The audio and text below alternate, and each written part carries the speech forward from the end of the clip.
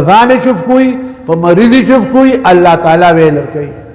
دومره پورې دا کینسر مینسر ورته نه ټینګېږي ښه رسول الله صلی الله علیه وسلم ارشاد کوي الفاتحة شفاء من كل داء فاتحه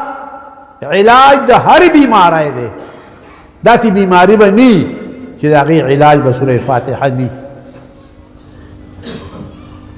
حدیث کې راځي بخاری شریف حدیث دی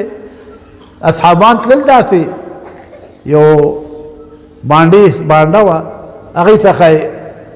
پړاو راغی اوبه وې نو هلته یې دمه کوله پړاو یې ولګو اوبه مو بې راړې شپه وه هغې په مزه مزل کو د هغه کورونو نه یو څو کسان رالل مینت یې کو وی څوک شته دی نه زمونږ مشر چې کوم دی هغه څه شي چیچلی دی چې څه بلا پې شوې ده او بېهوشه دی بلکل نو که تاسو کې څوک دم اچونکی نو یو صحابي وایي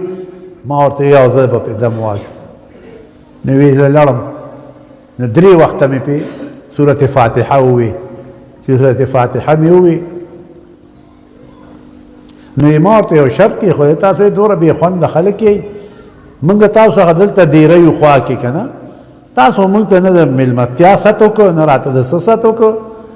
په ده به په یو شرط باندې تاسو باندې دم اچوم چې ماله تاسو به دومره ګډې راکوئ نوره ګډې به راکوئ ای ورته وی واخله 10 ګړو باندې ورته دا کوي 10 ګړې به راکوئ وی ټیک ده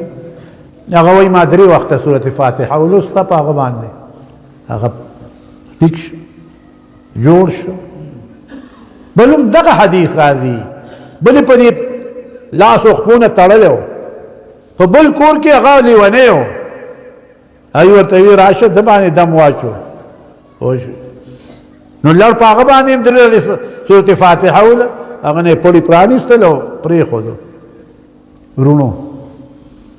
تاسو نه یې خبر سورت فاتحه وایئ اوس قسمه قسم مرضونه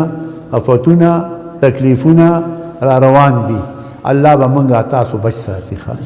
نو دا سورت فاتحه ځان سره وایئ د ورځې 140 ځلې وایئ سوره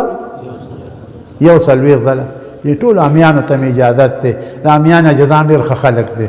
ځکه دی د دین خدمت کوي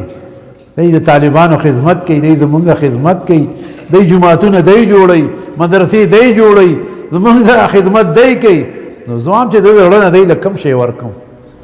نو ما څخه دا یو دا زه خپله لولم هره ورځ ما نه ابتدا کړی او تاسو ته وایم په ځان یې چوپ کوئ په مریض یې چوپ کوئ الله تعالی ویل کوي دومره پورې دا کینسر مینسر ورته نه ټینګېږي ښه خو یقین غواړي او بل چې ته هسې لولې د جهنم 7 دروازې دي څو دروازې د جهنم 7 لها 7 ابواب لكل باب منهم جزء مقسوم د جهنم 7 دروازې دي هر دروازې له خپل حصه ده کافران ګناهګار مسلمان منافقان یهود نصوارا مجوس آتش پرست آخر کې منافقان دي و کندې دي د جهنم وی دروازې دي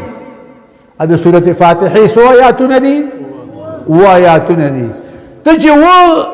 آیاتونه وایې د سورت فاتحه د و دروازو د جهنم نه به الله بچ ساتي نو دا دې خوښه ده که نه سړی چې تاسو رانه کته لړ شئ بیا مونږ څه کوو تاسو ورانه کته نه دی خدا به وایئ ښه که دا کوی به نه هر وخت چې وایې که اودس دې وي او که نه څه ملا بادر خو نه چې هر وخت به اودس کې ګرځې دې ټیپرو کې به ته اودس کې وګرځې داسې خورئ چې څه وایئ خو وایئ به پوره کوی به ښه 140 ځلې برابروي بس زما تاسو ته اجازت دی په مریض باندې شف کوی په وړوکي باندې د لوی علاج د وړو د لویو څنګه بیماری چې راځي الله به یې لرې کوي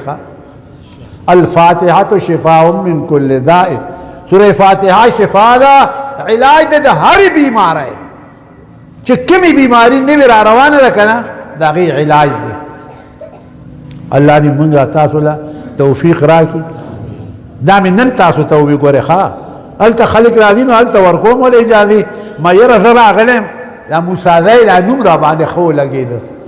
دا موسیزی دا نوم را باندې ښه ولګېده ځکه موسیزی یو ډیګی خان کې ده که نه ډیګی خان کې یو موسیزی ده نای کې ډېر لوی خلک پراته دي زمونږ د نقشبندیې پکې 15مې سلسلې نه مخکې یو دوست محمد قنداري رحمت الله علیه پکې پروت دی زه تللی یم ورته نو دا کلی را باندې دا نوم خو لګي او دا خلک یې مخه دي ښه دا خلک یې مخه دي نو ما یې دی له څه شی ورکړه نو ما درته درړه نه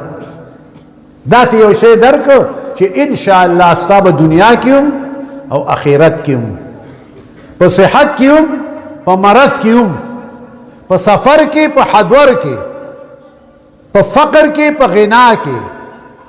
لوی لا وړو لا نر او ښځو لا